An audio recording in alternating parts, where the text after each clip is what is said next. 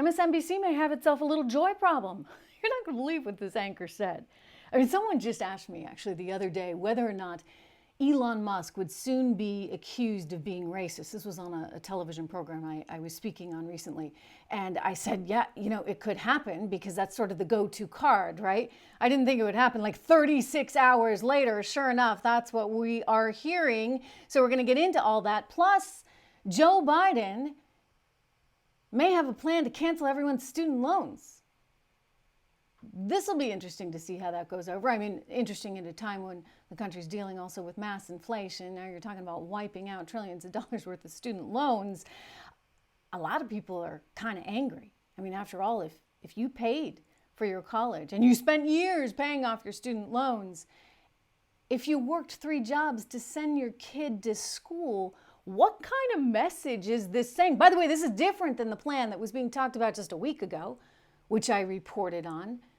He's actually thinking about going full throttle here. We're going to get into it. Plus, Deutsche Bank is predicting a recession here in the United States. The German investment bank saying that a major recession is coming. This is different from what they were saying just about a week or 2 ago when they said maybe it would be a mild recession. I have warned we are at risk for a major recession. In fact, I've said there's an 85% chance of it after the Federal Reserve has printed so much money for so long. We have an inflation problem. And when you cut back on the money printing, it is going to lead to an economic problem.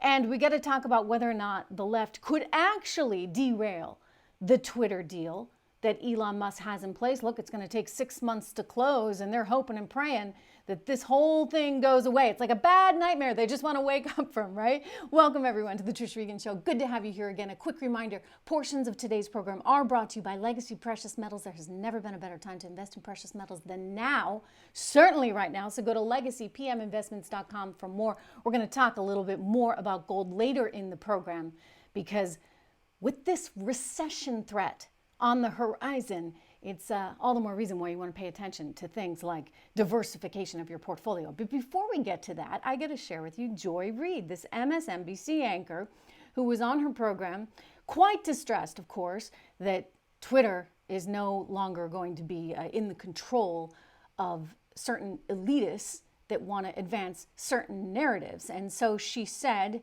and I quote, that Elon Musk's companies have a history of open racism. You know, she said, there's been this lawsuit against Tesla and he himself is a troll.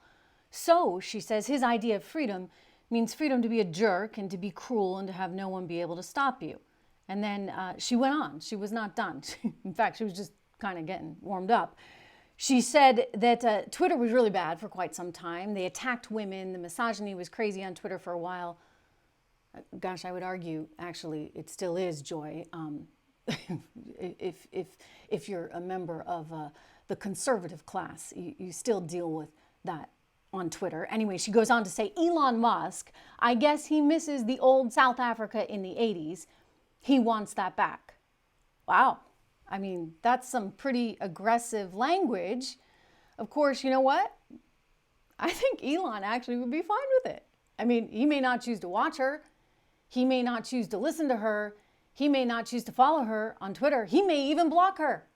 But she can say it. I mean, as long as her employer's okay with it, I guess that becomes the issue, which is why I do think MSNBC has a joy problem, shall we say. And they've had a problem for a while. I mean, like, it's sort of amazing the woman is still there at the institution, given that she was criticized heavily for what were considered some very homophobic blogs, right? I guess, and she said some pretty heinous stuff a while back in the early 2000s, and then she came out and said, "Oh, actually, that wasn't me. I think I got hacked." And then it turned out actually maybe it was her, and she apologized. Who the heck knows? Other than we do know she's somebody who's trying to get attention, and that's what this is all about. So let's not give it to her. Let's move on here. I want to talk about whether or not the left could actually cancel the Twitter deal. I mean, you have people like her all upset, and many publications and many people on the left saying, you know what, this is just going to be the end of our ability to have a civil conversation, because you see now people that have ideas that maybe you don't like are going to be able to hopefully express those ideas. We've seen a lot of conservatives on Twitter actually just within the last several days see a massive uptick in their number of followers, which tells you whatever algorithms were in place are suddenly being lifted. Isn't that pretty amazing? I think that any algorithm that is artificially suppressing conservative thought, that should be exposed, and it's about to be exposed. But anyway, the left, they don't want this whole thing to happen. So I just want to throw a dose of reality on all of this. Could the deal not go through? It's possible. I mean, there's 6 months between now and when it actually closes. And look, we've seen it before plenty of times when all of a sudden another bidder comes out of the woodwork and offers more. So if somebody says, hey, I got more than $54.20 a share, and they have the financing, and it looks like a decent partnership, then as long as Twitter and its shareholders, its board, as long as they're willing to pay the breakup fee, then guess what? The new deal could happen. But I don't think it's going to. And the reason I don't think it's going to is I don't think anybody else is out there that's crazy enough to spend $54.20 on this company.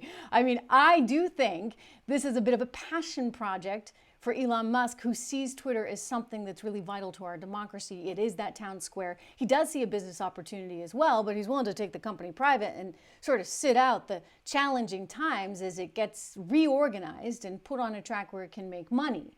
So does anybody else have that vision? I'm not so sure about that. Not for $54.20 a share, a 38% premium over where it originally was. So I don't see another bidder out there. Now, what could happen, and I suspect that the board was always worried about this because Elon is known for kind of a mercurial personality, is that the company just bombs, right, on earnings. Its earnings are actually out on Thursday. If it were to totally bomb, Elon could say, whoa, wait a second, this is not what I thought I was getting. And then he could say, I'll pay the breakup fee and go on my merry way. That's always a possibility. I don't see that happening. I do think that there's a pretty good chance this company does get sold to Elon Musk. And I will say this, guys, I think the risk arb guys are going to have a little bit of fun with all of it. Turning to another big story that we are watching right now, it looks like Joe Biden is actually entertaining the idea of canceling student debt. All those loans, trillions of dollars worth of loans. Oh my goodness, what would that look like? You want to talk inflation, let me tell you, the economic consequences of that would be quite severe, not to mention what it says about individual responsibility. And when you take out a loan, you do need to pay it back.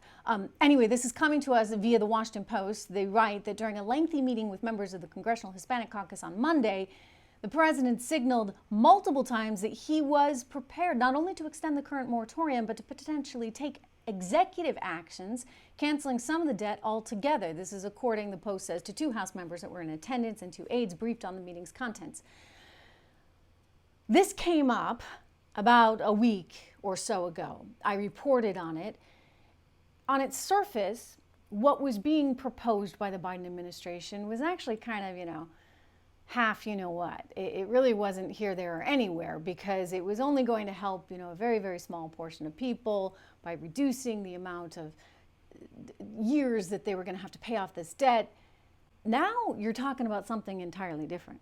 I mean, if he actually is saying we're going to cancel the debt altogether, or a portion of this debt altogether, that puts us in a whole different category. Look, I would say this, the student debt loan stuff is awful. I think it's kind of a tragedy that so many young people are graduating from school and they are burdened with massive amounts of money that they owe back, and they're not really equipped, right, to do anything out in the real world. I mean, I'm sorry, but not everybody needs to get a degree in philosophy so that they can become a barista at Starbucks. That's a bunch of hogwash that society has put on us, trying to convince us that everybody needs this stamp of approval from some little college in Timbuktu. You know what? You don't, actually. To be a well-informed, intelligent person, you need to do some reading, probably on your own. You need to be able to have thoughtful discussions, of course, with other people on your own, but you don't need to be force-fed a bunch of stuff by an institution that's just trying to make a whole bunch of money. And by the way, the government's there with a blank check.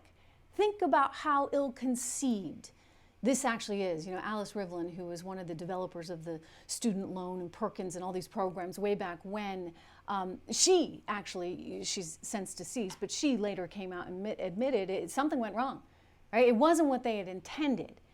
Because the idea is you help people to get a leg up, right? And the government really shouldn't be too judgmental about who gets to have a leg up, who doesn't. Otherwise, we turn into Europe or some other countries. The USSR comes to mind, right? Where they decide if you're going to be a gymnast at 5 years old or a classical pianist or a scientist.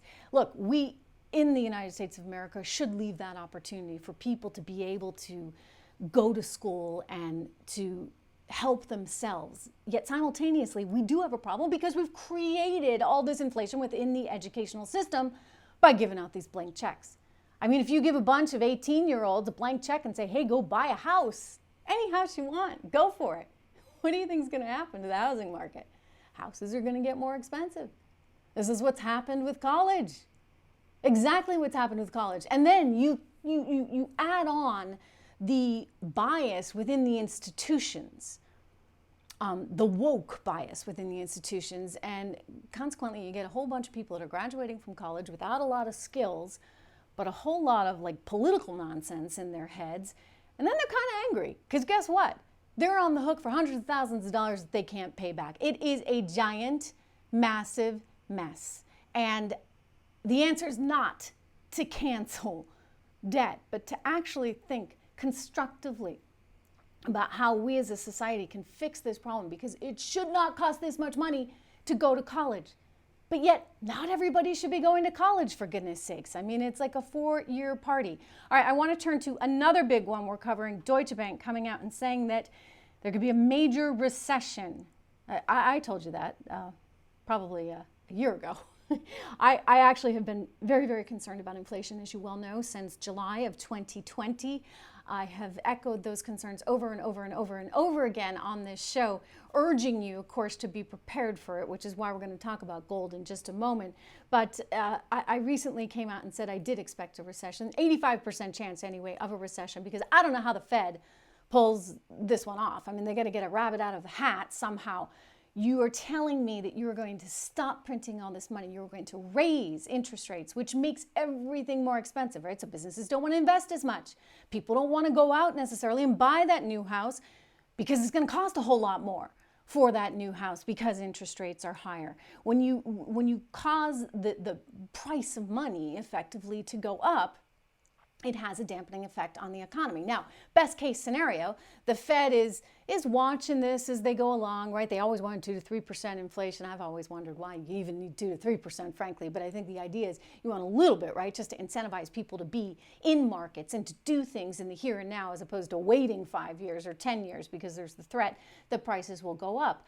But somehow this all got off track. They did what they needed to do in March 2020, and then they went crazy. And they just kept spending and spending and printing to the tune of $120 billion a month that they were buying of mortgage-backed securities and treasuries in order to artificially suppress interest rates and keep the money spigot open. Well, now the chickens are coming home to roost, so to speak. And what a bad time. I mean, if it were a normal time, maybe they could pull this off, although I'd still argue it would be pretty challenging.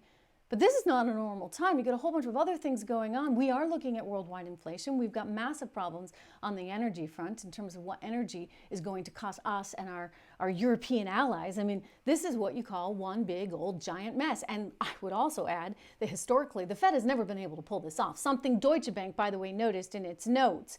They said that history shows the Fed has, quote, never been able to correct even smaller overshoots of inflation and employment, quote, without pushing the economy into a significant recession. I mean, I've looked back over the last 80 years. They've never been able to do it. When they try and reduce inflation like they're trying to now, the answer has always been inflation. So always been recession. So I don't know how they're going to pull this one off. But they have to do something. They have to do something on inflation. Look, the long-term trajectory is still really challenging for the country, which is why I want to just take a moment and talk about gold, which actually has been trading down. Let me pull up gold this week, which I see actually as an opportunity. It's down slightly. I mean, it's still $1,891 per ounce, $1,891 per ounce.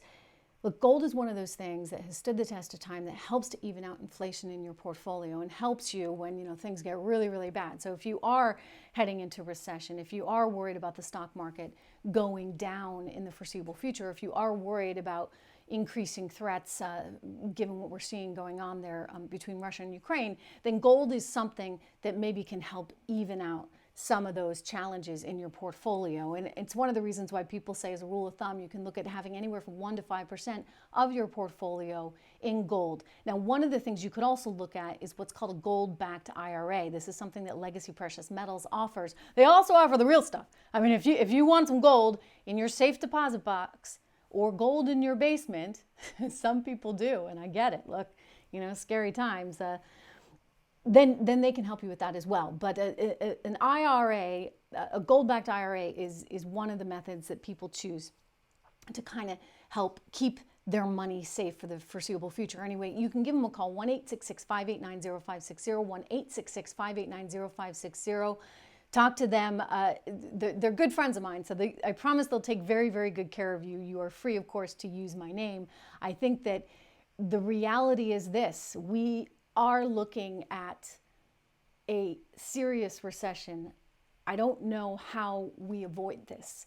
And I think Jerome Powell and company, they need to do what they need to do, but the frustration, from my perspective, is that they should have done it so much earlier, and so much of this could have been prevented. I mean, it's one of the reasons why they say keep a little powder dry, right? It's like your own personal savings. You want to make sure that you have something for a rainy day. The Fed didn't really have anything for a rainy day. So then they get hit with March 2020, and then they just kept printing. And simultaneously, you had multiple rounds of stimulus from the federal government. And so all in all, you had too much money in the system. You increased the money supply by too much. And now we're paying the price, but we're paying the price at a really challenging, tricky time. So that is unfortunate, but it is the reality of things right now. A quick reminder, do make sure that you subscribe to this channel. Do make sure that you follow me on Twitter, by the way, Trish_Regan. I too have been seeing an uptick in follow. A quick reminder, do make sure that you subscribe to this channel. Do make sure that you follow me on Twitter, by the way, Trish_Regan. I too have been seeing an uptick in followers. It's nice to be back above 700,000 there on Twitter. So go follow me on Twitter at Trish_Regan. Join me on my locals platform. All my supporters are there. Small little group. We've got a little group, a very dedicated group, though, of wonderful, wonderful people there on locals. So please join us over there and help us grow that. There are no algorithms that you have to worry about. It's at trishregan.locals.com. And of course, subscribe to this channel, and I will see you back here tomorrow.